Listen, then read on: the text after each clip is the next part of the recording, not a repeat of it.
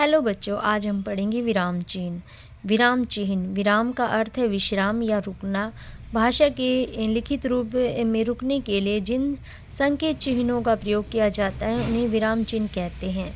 उदाहरण, राम पढ़ रहा है, ताजमहल किसने बनवाया।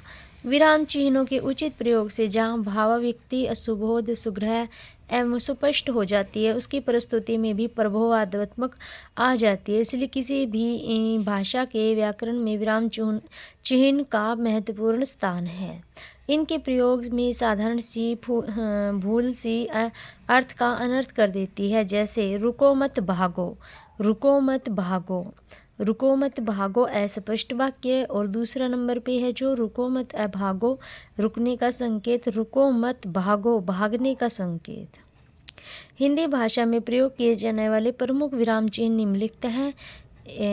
1 नंबर पर है पूर्ण विराम, 2 नंबर पर है प्रश्नवाचक चिन्ह, प्रश्नसूचक चिन्ह, 3 नंबर पर है विस्मयादि बोधक चिन्ह, 4 नंबर पर है अल्प विराम, 5 नंबर पर है अर्धविराम, 6 नंबर पर है उपविराम, 7 नंबर पे है निर्देशक चिन्ह और 8 नंबर पे है विवरण चिन्ह और 9 नंबर पर है योजक चिन्ह।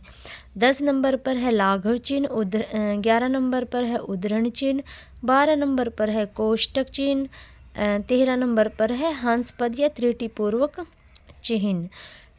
1 नंबर पर है पूर्ण विराम। पूर्ण विराम को किया जाता है वाक्य के समाप्त होने पर पूर्ण विराम चिन्ह का प्रयोग करते हैं। जैसे कमलेश घर जाता है, पेड़ से हमें फल प्राप्त होते हैं। दूसरे नंबर पर है अर्धविराम, जहां अल्प विराम की अपेक्षा कुछ अधिक देर रुकना पड़े उसे अर्धविराम प्रयोग करते हैं। जैसे सदैव आगे बढ़ते रहो, रुकना मृत्यु का नाम है, सूर्योदय हो गया, चिड़िया चहकने लगी और कमल खिल गया। जहाँ तीसरे नंबर पर है अल्प विराम, जहाँ थोड़ी देर रुकना पड़े उसे अल्प विराम चिन्ह का वहाँ अल्प विराम चिन्ह का प्रयोग किया जाता है। जैसे नदी, पहाड़, खेत, हवा, राम, सीता और लक्ष्मण जंगल गए। नंबर 4 पर है उपविराम, जब किसी कथन को अलग दिखाना है तो उसे उपविराम का प्रयोग किया जाता है। जैसे प्रदूषण एक अभिशाप है, विज्ञान वरदान या अभिशाप। 5 नंबर पर है प्रश्नवाचक चिन्ह। प्रश्न चिन्ह का प्रयोग प्रश्नवाचक वाक्यों के अंत में किया जाता है। वह क्या लिख रहा है, ताजमहल किसने बनवाया, ऐसे। 6 नंबर पर है विस्मयवाचक चिन्ह।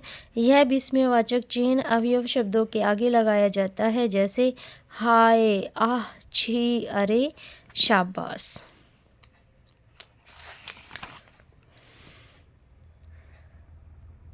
7 नंबर पर है योजक चिन्ह।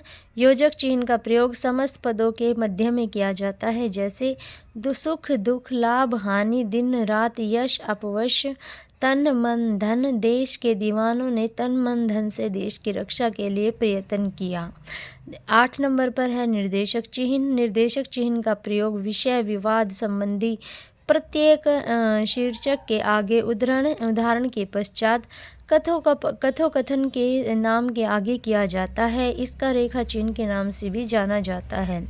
उदाहरण, अधिकारी ने कहा रोजाना समय पर कार्यालय आओ। 9 नंबर पर है उद्धरण चिन्ह। उद्धरण चिन्ह का प्रयोग 2 प्रकार से किया जाता है। किसी व्यक्ति के कथन का मूल रूप से उद्धृत करने के लिए दोहरे उद्धरण का प्रयोग किया जाता है। जैसे नेहरू जी ने कहा आराम हराम है। सुभाष चंद्र बोस ने कहा था तुम मुझे खून दो, मैं तुम्हें आज़ादी दूंगा। किसी के उपनाम, कविता, लेख तथा पुस्तकों के शीर्षक को एक गहरा उद्धरण चिन्ह का प्रयोग किया जाता है। जैसे सच्चिदानंद, हीरानंद, वात्स्यायन, आज्ञा, रामचरितमानस हिंदुओं का पवित्र धार्मिक ग्रंथ है। 10 नंबर पर है विवरण चिन्ह। जब किसी बात का विवरणी उत्तर या उदाहरण अगली पंक्ति में हो तो विवरण चिन्ह का प्रयोग किया जाता है। व्यायाम के लाभ निम्नलिखित है। संज्ञा के भेद इस प्रकार है। 11 नंबर पर है कोष्टक चिन्ह। वाक्यों में प्रयुक्त कठिन शब्दों के अर्थ, क्रम सूचक अंकों तथा अक्षरों को कोष्टक के भीतर रखा जाता है। जैसे विशेषणों काला, मोटा, लंबा, छोटा, सुंदर आदि का प्रयोग संज्ञा या सर्वनाम शब्दों की विशेषता बताने के लिए किया जाता है। 12 नंबर पर है लाघव चिन्ह या संक्षेप सूचक चिन्ह। शब्दों को संक्षिप्त में लिखने के लिए इस चिन्ह का प्रयोग किया जाता है। जैसे उत्तर प्रदेश के लिए उ प्र, डॉक्टर के लिए डॉक्टर। 13 नंबर पर है हंसपद या त्रुटिपूर्वक चिन्ह।